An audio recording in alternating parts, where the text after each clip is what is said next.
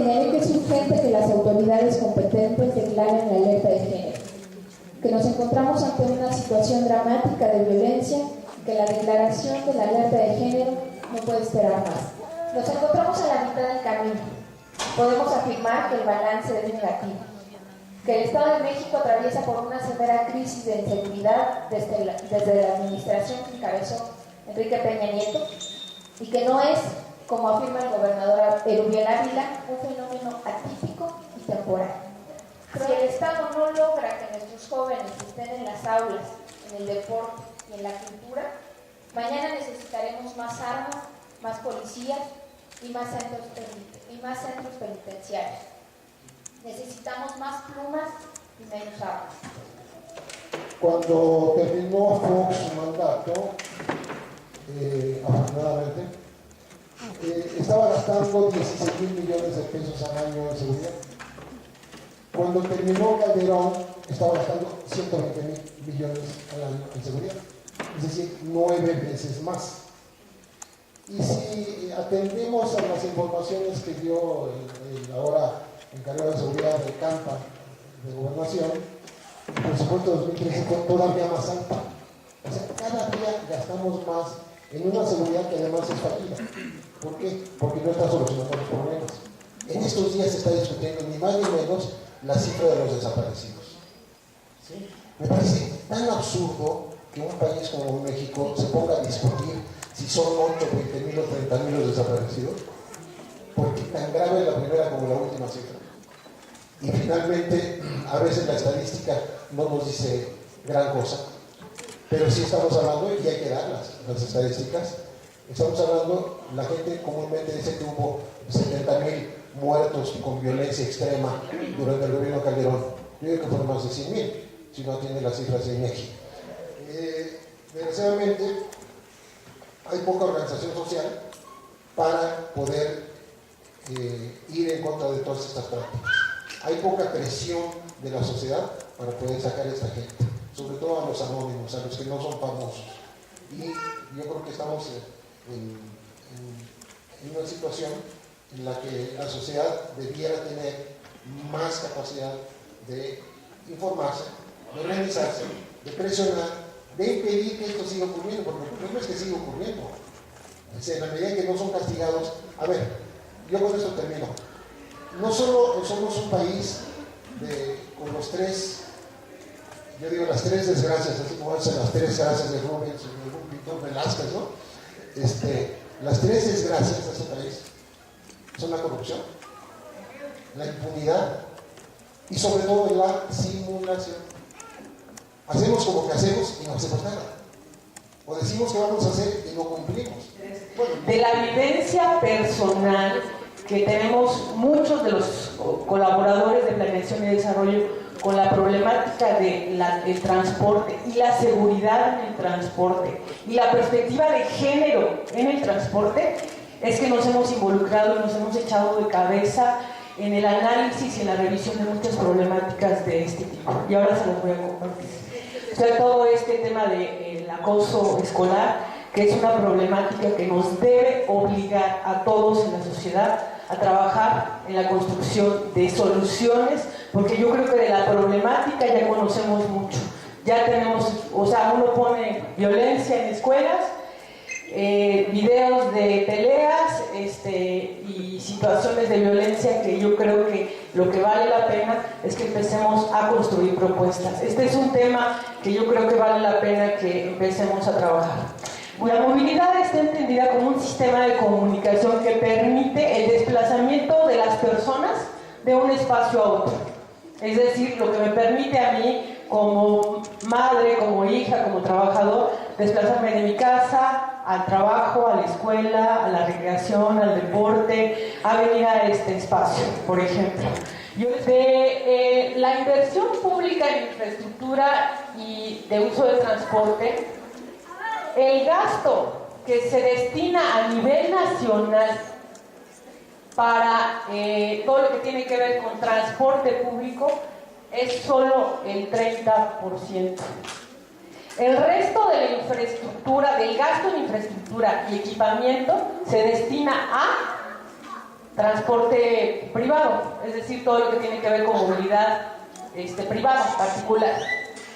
Y contrariamente, paradójicamente, ese 30% de la inversión lo utiliza el 70% de las personas que nos movemos por transporte público en este país. Hay una clara falta de políticas integrales que atiendan la problemática de transporte y de movilidad desde el punto de vista integral. Y lo vamos a ver en la siguiente parte, particularmente por la propuesta que traemos en términos de trabajar políticas transversales que no solamente atiendan el tema del transporte, sino también el tema de las características del equipamiento que se requiere para usar el transporte público. Aunque nos asalten, nos amaguen, nos acosen en el transporte, no denunciamos. Entonces tenemos situaciones desde acoso sexual, abusos sexuales, actos libidinosos, hasta portación de armas, venta de droga en el transporte. Bueno, ustedes saben que, además yo lo vi muchas veces, la distribución de droga entre los choferes de transporte. O sea, esta parte de la función que tienen los checadores para varias condiciones. El tema de la inseguridad, el tema del consumo de drogas. Porque lo que quiero sensibilizarlos es sobre esto, que a ustedes les toca. Nos toca como ciudadanos, como padres de familia, como hermanos, como tíos, como hijos, decir dónde están ocurriendo los delitos, en qué zonas, en qué rutas, en qué transportes, en qué horarios. Eso lo sabemos cuando llegan nuestros hijos, cuando llegan nuestros sobrinos, y hay que pedir un número o un sistema de recolección de información a los gobiernos locales, y esa es obligación nuestra, pedirla, que hasta sea como un número de denuncia expresamente para lo que ocurre en el transporte público, para que se pueda recabar esa información. ¿Cómo están operando estos grupos de delincuencia organizada? Porque ellos sí están organizados, los que no estamos organizados somos nosotros. Pero en sus traslados en el transporte eviten usar los audífonos, se aíslan. Es un elemento que ha incrementado en mucho los accidentes en cruces de viales y en el transporte público. Referente al tema del transporte, yo soy la secretaria de la Comisión de Transporte en la Cámara Local. Hemos pedido también, por ejemplo, los descuentos a estudiantes, a personas con discapacidad, a personas de la tercera edad. Hemos pedido también la perspectiva de género en el transporte, usando el ejemplo que se tiene en el Distrito Federal, en donde hay vagones exclusivos para mujeres, en donde hay transporte rosa, en donde, se sigue una serie de normas en donde las mujeres, pues somos mejores protegidas en nuestro transporte público. Hemos pedido que el transporte no suba de precio. Hace un año el gobernador nos sorprendió diciéndonos que el transporte iba a aumentar $1 más 20 centavos por kilómetro recorrido. Nosotros pedimos que esto no se diera.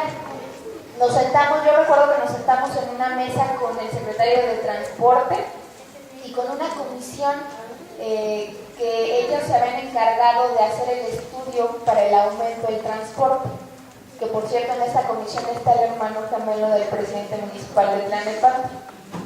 Entonces nos explicaron su plan. Querían aumentarnos $1, ¿para qué? Para tener beneficios en el transporte. Nos dijeron que íbamos a tener cámaras, que íbamos a tener botones de pánico, que íbamos a tener un botón en donde iba a ser para llamar a los bomberos, otro para la policía, y bueno, iba a ser una máquina impresionante, ¿no? Los nuevos transportes. Íbamos a tener conductores capacitados, íbamos a tener, íbamos a hacer Europa. Y yo les decía, bueno, ok, ¿y cómo es que decidieron subir $1, ¿no? Si ya pagábamos $7 y creo que era suficiente. Y me dijeron, pues hay una comisión. Perfecto, ¿y quién integra esa comisión? Pues el gobierno del estado y los transportistas. Ok. le dije, ¿y el obrero que gana 64 pesos al día y que tiene 3 hijos y que tiene una esposa y que todos van a la escuela y que hay que pagar tortillas y hay que pagar comida y hay que pagar transporte y hay que pagar gas y hay que pagar luz y hay que pagar teléfono? ¿En dónde está esa gente? O sea, ustedes ganan 64 pesos al día, ¿no? ¿Y dónde está esa gente? ¿Cuándo le preguntaron a esa gente si era beneficio o no ese peso de más? Porque ese peso hace la diferencia en muchas familias mexicanas. Ha pasado un año de eso y ¿qué ha pasado? Nada. Seguimos teniendo el mismo transporte viejo, caro. Seguimos teniendo a los mismos choferes. Tenemos que pelear para que podamos tener respuesta. Eso es lo que hemos estado haciendo en el Congreso local. Yo les decía y preguntaba un poco cuando nos contaban de las cámaras en las unidades. Les decía, bueno, ¿cómo vamos a tener cámaras si ni siquiera tenemos un C4 en el estado? O sea, ¿cómo pretenden eso? ¿Cómo pretenden tener un botón de pánico cuando no tenemos bomberos? Cuando nuestros policías no tienen siquiera chalecos antibalas, ni unidades, ni gasolina cuando tienen unidades. Entonces, pues es un tema muy complejo, pero la idea es que de estos foros salgan ideas como las que ustedes nos han expresado para plasmarlas y para poder iniciar el camino para que se haga realidad.